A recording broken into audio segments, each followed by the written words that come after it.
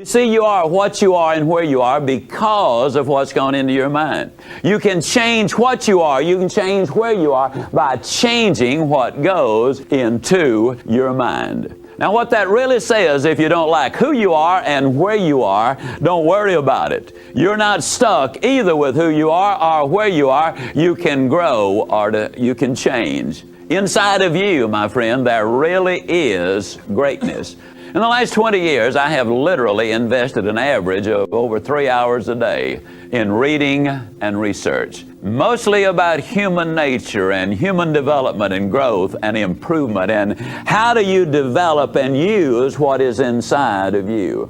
If there's anything I've been totally convinced of, it is this. 98% of the people in our Western civilization have a picture of themselves which is so narrow and so shallow that it literally bears no resemblance to the real person who is there. So many people have been told so many times what they cannot do that they have no idea what they can do.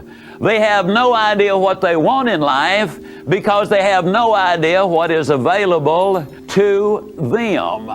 The picture they have of themselves will not permit themselves to see some of the magnificent things that are available. Now, hope is the most important ingredient we can inject in our lives.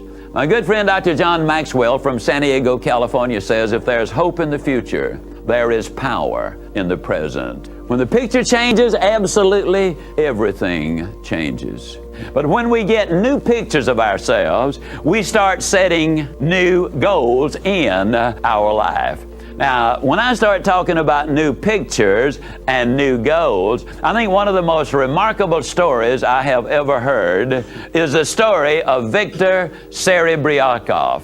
Viktor Serebryakov, and I know that's a tongue twister of a name, but Viktor, as a 16-year-old, was told by his teacher, "You're a dunce. You're never going to make it. Drop out of school. Get you a job. At least support yourself." Well, here's the voice of authority saying you're not going to make it. He dropped out of school. And for the next 15 years, he was an itinerant doing dozens of different things. Every morning, he got up and dressed a dunce, shaved a dunce, went to work as a dunce, performed as a dunce, thought as a dunce, and received a dunce's wages. Then, for whatever reason, at age 31, they did a psychological evaluation on Viktor, and they came to him and they said, "Viktor, we got some wonderful news for you. We have scientific evidence that's validated. There's absolutely zero doubt about it. And you, Viktor Serebryakov, are not a dunce. You are a genius. You have an IQ of 161. Now, let me emphasize a point. They did not give him 10 steps to do anything. They didn't give him any magic formulas. They didn't teach him anything new. The only thing they taught him was the most important thing of all. They validated the fact you are a genius. You are not a dunce.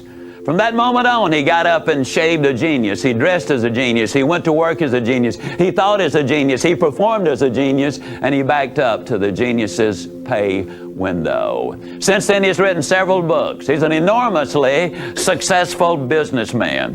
One year, he was the international chairman of the Mensa Society, and you got to have an IQ of 140 just to get in that.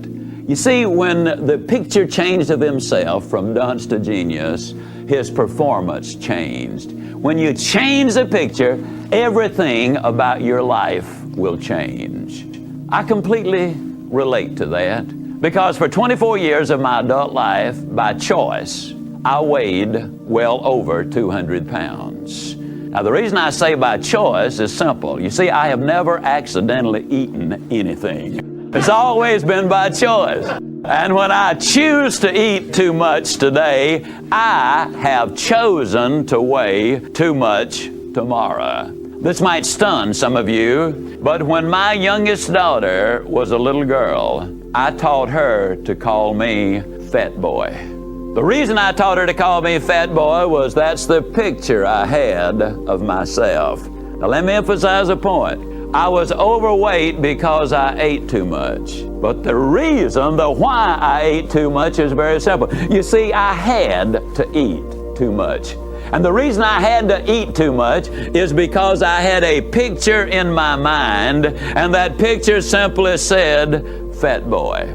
Now, when I changed the picture, I took the weight off and kept it off permanently. When you change the picture, everything changes. When you change the picture, you set up new goals. And you see, basically, I believe all of us want the same things. I believe any person who ever sees this presentation wants to be happy. You know, thus far in my lifetime, I've never yet met a living, breathing human being who said, no, I want to be miserable. Everybody wants to be happy. Just one word about happiness. There's a dramatic difference between happiness and pleasure. One is much longer lasting, the other is of short duration. Basically, other people can give you pleasure. But I'm going to tell you, you will never be happy until you do something for somebody else.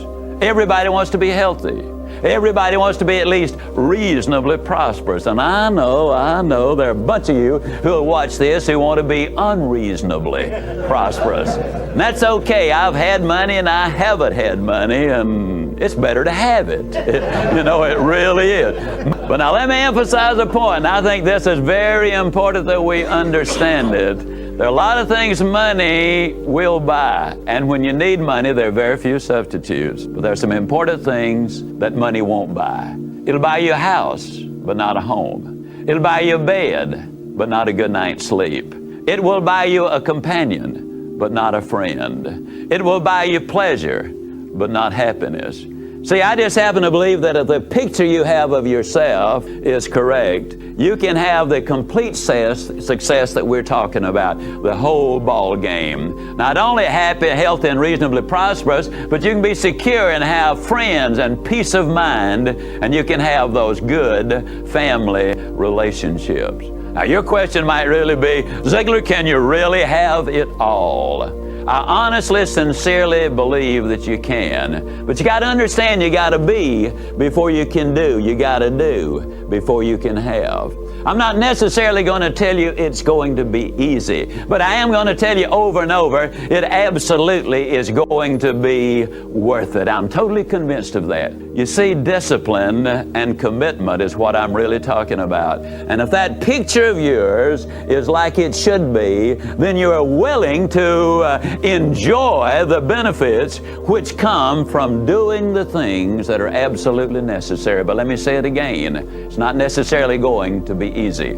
I love the story told by my friend Joel Weldon from Phoenix, Arizona, about the Chinese bamboo tree. They plant the seed, they water it, and they fertilize it, but the first year nothing happens. The second year they water it and they fertilize it and nothing happens. The third year they water it and fertilize it and nothing happens. The fourth year they water it and they fertilize it and nothing happens. The fifth year they water it and they fertilize it, and sometimes in the fifth year, in a period of approximately 6 weeks, the Chinese bamboo tree grows roughly 90 feet. But did it grow 90 feet in 6 weeks? Or did it grow 90 feet in 5 years? When you think about it, we understand it grew 90 feet in 5 years because had there been no year or a year when they did not water it and fertilize it, there would have been no Chinese bamboo tree. Life's pretty much like that. A lot of times we will work and work and work and nothing happens. We'll work and work, nothing happens. We work some more and some more and some more and nothing happens. And one day, all of a sudden, everything seems to explode, and all of your friends will say, you always were one of the lucky ones. But the reality is, the only way you're going to persist is that picture of you simply says, I am a winner. Here's what I've got to do in order to win. And like the Chinese bamboo tree story, you keep watering and fertilizing it. You cannot consistently perform in a manner which is inconsistent with the way you see yourself. Life is tough, but when you're tough on yourself, life will be infinitely easier on you. And when you discipline yourself to do the things you need to do, when you need to do them, the day is going to come when you can do the things you want to do. when you want to do them. How do you change the picture? Well, one we just discussed. The positive input in your mind over and over and over. You see, you are what you are and where you are because of what's gone into your mind. You can change what you are. You can change where you are by changing what goes into your mind. How do you change a picture? You listen to others. Let's listen to what Emerson had to say. He said, what lies behind you and what lies before you pales in significance when compared to what lies within you. The picture that you have of yourself, what a dramatic difference it will make when you buy into the concept that you can have everything in life you want.